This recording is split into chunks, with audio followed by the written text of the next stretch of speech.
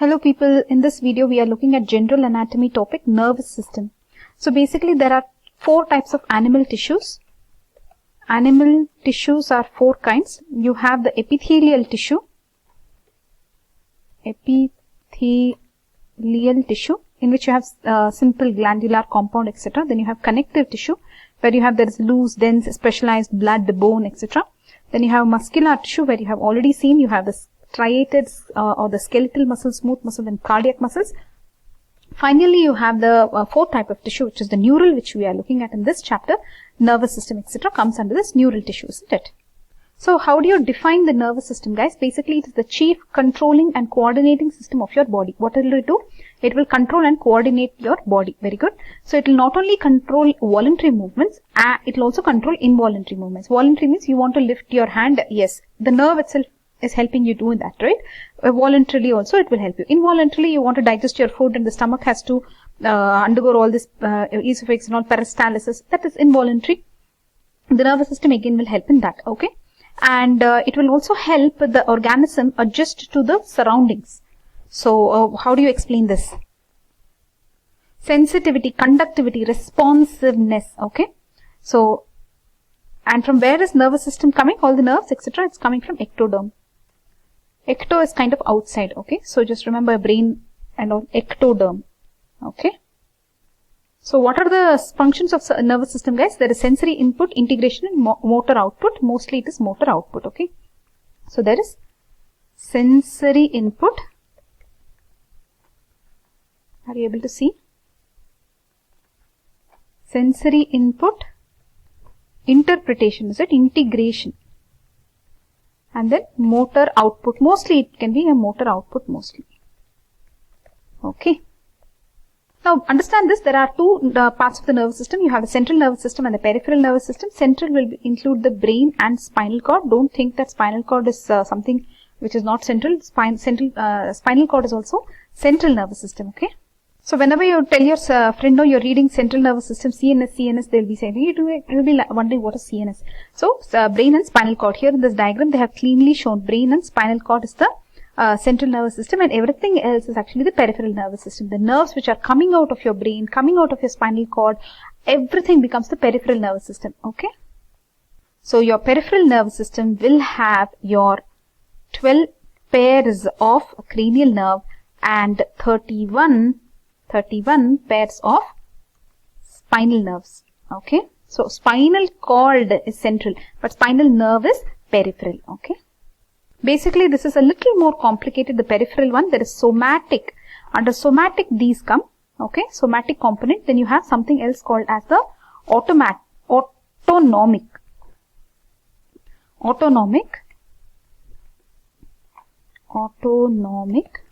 There you have the visceral or splanchnic nerves. Are you able to see, guys? So it's too small. Visceral or splanchnic nerves. So basically, guys, understand that there are two things, central and peripheral. In peripheral, again, so many types are there. Look at this, guys. Look at this. The autonomic, that is this, these ones, actually, they connect to the CNS via the same nerves which are coming out, that is the cranial nerves and spinal nerves. Via that only it connects to the central nervous system. The autonomic also connects to the central nervous system via the somatic only, okay? So that's what you should understand. So there is a ganglion kind of a thing. Ganglion. So you have a preganglion and a postganglion in autonomic, okay? So what and all you have here? You have the sympathetic and parasympathetic. Autonomic means you have two things here, right? Sympathetic and parasympathetic. Sympathetic and parasympathetic, okay? Somatic is mostly to the skeletal muscle, okay? See the cranial nerves here, guys. You have the olfactory nerve, optic nerve, oculomotor nerve, trochlear nerve, trigeminal, abducens, facial, vestibulocochlear, glossopharyngeal, vagus, accessory, hypoglossal. So there are 12 pairs, right? Actually, here they have written 12. Left and right, both sides it will come out. So olfactory is the first thing. First thing that is important for you in life is smell, okay, when you come to earth. Then optic, to see. Then oculomotor, moving your eyes. Trochlear, again moving your eyes. Trigeminal is sensory, abducens, movement of eye. Facial nerve, exactly for your motor innervation, right? It has a lot of things. Facial, secretory functions also it has. Vestibulocochlear. Vestibulo means balance, okay? Cochlear is hearing. Glossopharyngeal is about your gag reflex, taste also of your posterior 2/3 of tongue. Vagus nerve is for your heart rate and all, it will control. This is more like parasympathetic, isn't it? Accessory nerve, the spinal accessory nerve you have, and then you have the hypoglossal. That's again to do with the tongue, hypoglossal. The way to remember the cranial nerves are OOO actually. OOO to touch and feel. Here instead of vestibulocochlear they have written A, okay. A good velvet, A heaven. Okay, the last one is heaven. A heaven. OOO to touch and feel, a good velvet, a heaven. Spinal accessory actually is for the muscles of the neck and shoulder. Okay. From where do these actually come out? No, you just see this. 1 and 2 below here, but anyways, look at this. 3 and 4 midbrain, 5, 6, 7, 8 pons, 9, 10, 11, 12 somewhere around the medulla oblongata, right? Remember if you can guess, 3, 4 midbrain, 5, 6, 7, 8, and then the remaining here you can remember medulla oblongata. The spinal accessory has actually spinal root. So it has a spinal root, the accessory nerve. So that is kind of confusing. You need to look at that in more detail. How many spinal nerves? 31. Okay, look at this. Cervical, 8 are there. 8. Okay, and thoracic, 12. 12 pairs. Actually, there are 7 cervical vertebrae, but there are 8 nerves, is it? Thoracic, 12, then lumbar, 5. Lumbar 5, sacral 5, and coccygeal is 1. And why are there 8 cervical spinal nerves? Because C1 spinal nerve exits above the C1 vertebra, C8 below the C7 vertebra. There are 8 cervical nerves, but only 7 cervical vertebrae. Unlike cranial nerves, which can be motor or sensory or mixed, all spinal nerves are mixed. Okay, all spinal nerves are mixed. Just remember the statement, all spinal nerves are mixed. Mixed means they'll have motor functions, sensory functions, everything. So what are we looking at now? Just look at this diagram here. Look at this image here. This is the spinal cord. So actually just start here, okay. The muscle is here. It is sending the information via the dorsal root ganglion to the spinal cord, right? The gray matter is there. And then there's an interneuron here connecting the afferent pathway and the efferent pathway. There's an interneuron here. Then here's the motor neuron. It will give the feedback to the muscle. Okay. This is the efferent pathway. So this is actually reflex action. See, you will touch something hot, suddenly you lift your leg, right? That happens because of this. Without going to the brain, the spinal cord itself will tell you the reflex action without the knowledge to the brain. Tuck. As soon as you give some stimulus, I'm giving injection. See here, stimulus and tuck, there is a response. Okay. So this is the reflex action. So guys, look at this. This is the reflex arc. Also, they are calling this as a reflex arc. Same thing. Look at this. Same thing. See, skin sensory fiber goes by the dorsal root ganglion. It's going posteriorly. Okay, that's what you have to remember. Dorsal root, posterior horn is there here. Then interneuron connecting to the anterior horn cell, and then you have the motor neuron coming out of the spinal cord, carrying the information to the motor fiber and to the skeletal muscle. Look at this here. There are neurotransmitters, like example dopamine from neuron to neuron. But from a nerve to the muscle, what should go is the acetylcholine. Okay. So what and all you have in the nervous system? You have what is the neuron, right? And then you have the neuroglia. So basically neuron is the one that gets stimulated, right? It conducts, etc. Neuroglia are just supporting structures. The neuron, or you can say neurons together, etc. will become nerve. That is actually from ectoderm. Okay. But about the neuroglia, we cannot say it is from the ectoderm only. It can be from other things also. Okay. But neuron, you remember, is from ectoderm. Look at the components of a neuron with a peripheral nerve actually this is. So here you have the cell body, and then here you have the dendrites from the cell body. This is also called a soma, cell body. Here you have the nucleus. Okay. And inside that you have some bodies. What are these called as? They are called as Nissl bodies, isn't it? So this is actually excitable. Then you have the axon here. You can see axon. Right, and here you have the initial segment of axon hillock they have mentioned. Did you understand where the nucleus is? Yeah, the nucleus is here. And now the axon is covered with myelin sheath. You can see here who's making the myelin sheath. The Schwann cell, is it? It's making the myelin sheath. In between you have the nodes of Ranvier between the Schwann cells. And then here you have the terminals. So guys, Dendrites means these structures, okay? How does the information go? Like this, isn't it? That's why this is called as terminal. And sometimes it can jump also, the information, right? That's why these nodes of Ranvier are there. It can jump also, like this. Like this, right? So this is anterograde transport, orthograde. Okay, this is what you should know from here to here if it is going. Here they are also calling it this terminal as a synaptic knob. It will synapse with the next structure, looks like. Look at that synapse. So here, synapse. Here you have a presynaptic membrane, then you have the synapse and the postsynaptic membrane. And inside that you have synaptic vesicles in which you will have the neurotransmitters. The neurotransmitters get released. And we told you the neurotransmitters, what are they? From nerve to nerve dopamine, from nerve to muscle acetylcholine, etc. This is how a nerve looks in transverse section under the microscope, guys. You will have to learn this histology. So basically, you have to understand this thing here. Base each of this inside. Start here. You have the axon. Around it you have the Schwann cell. Then you have the endoneurium, around which you have the perineurium. So many such things will form what? Epineurium. Sorry, wait here. See here, endoneurium, then you have the perineurium, then you have the epineurium. What you're seeing outermost is the epineurium. So epi, inside you have endo, middle you have peri. Okay. Endoneurium, perineurium, epineurium. Okay, so did you understand the nerve, guys? Now we'll go to the next structure. Okay, see the next one is neuroglia, all these supporting structures, right? Neuroglia you can see here.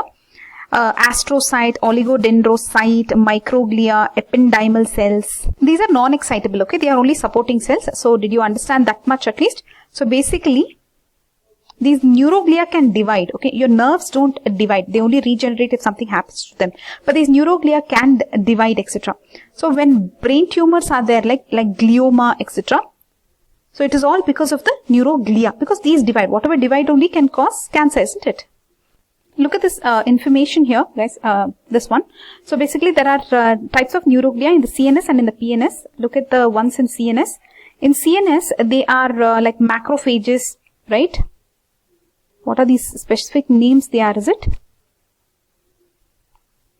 Oligodendroglia, you can see oligodendrocyte. This is the actual neuron. It can give myelin sheath for many neurons. Astrocytes, this one here, you can see astrocyte. And this is the actual neuron. So what is astrocyte doing? It is connecting some artery, looks like, right, to the nerve. It is supplying something. So it looks like it forms a blood-brain barrier, okay.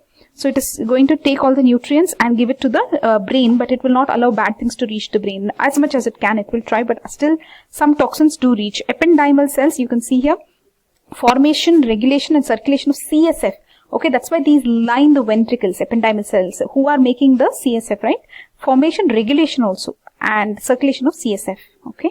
In peripheral nervous system, you have the Schwann cells.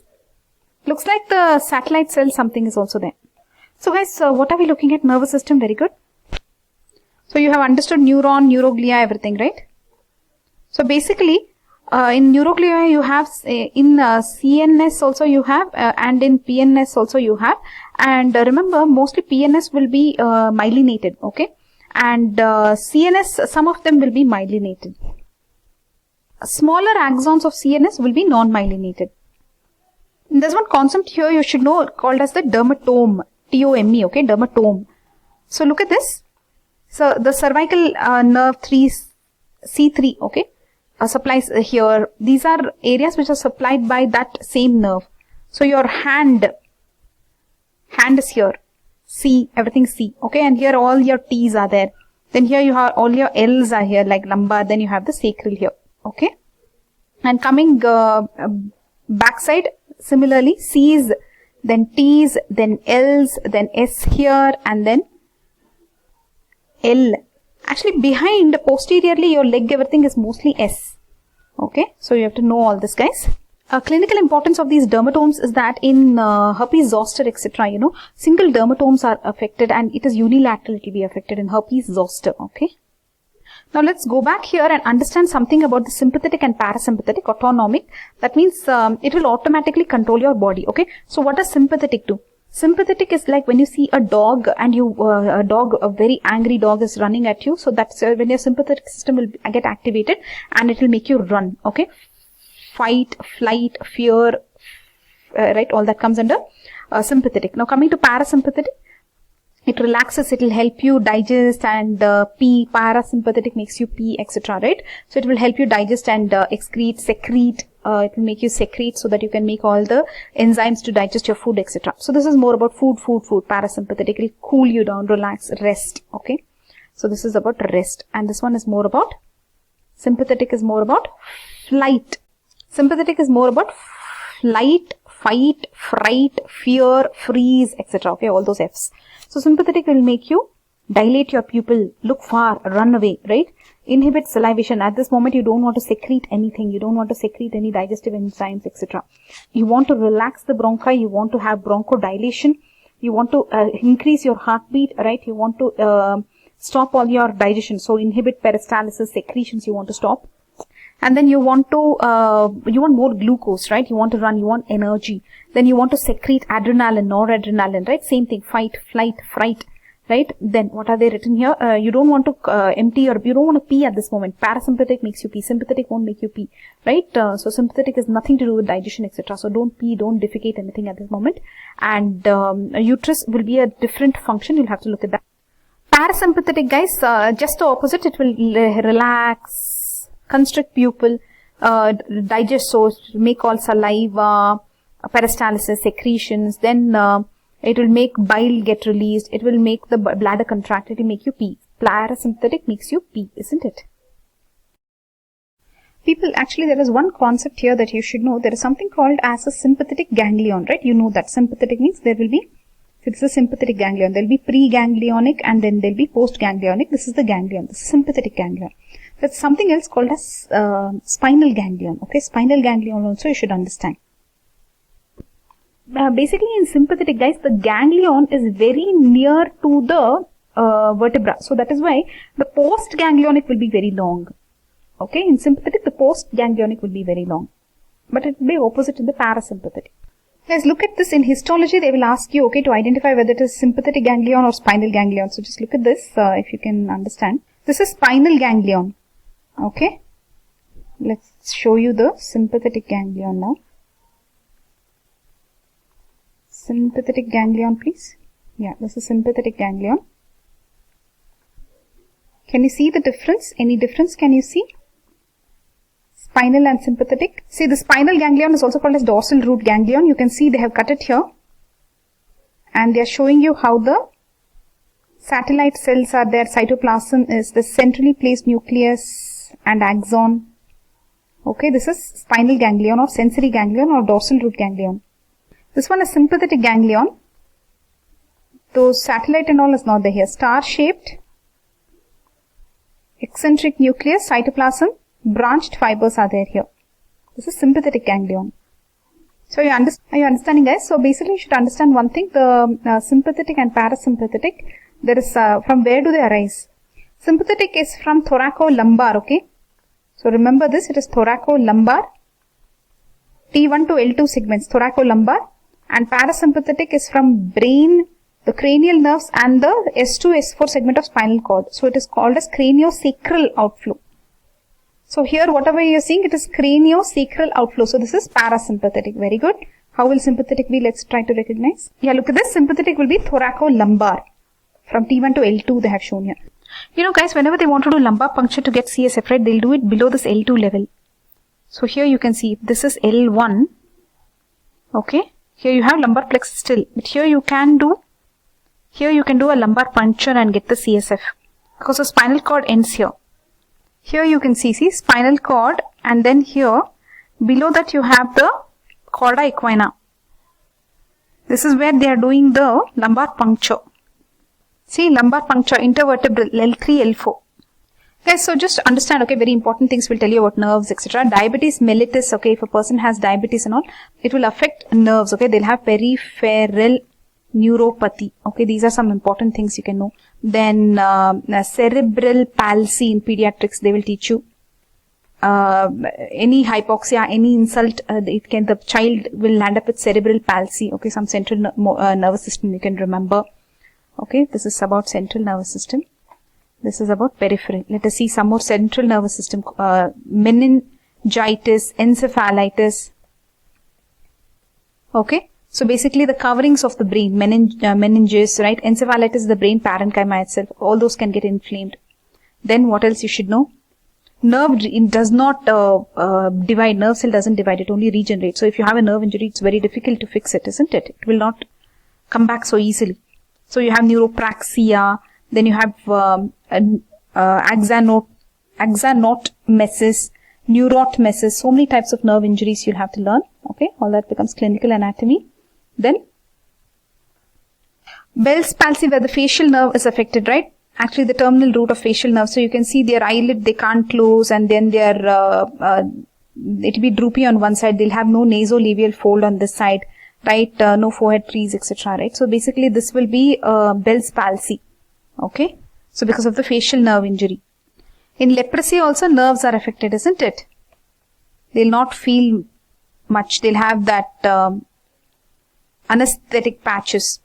Then you can remember epilepsy, right? Epilepsy, seizures, abnormal electrical activity in the brain. So all these are important clinical anatomy you should know, okay?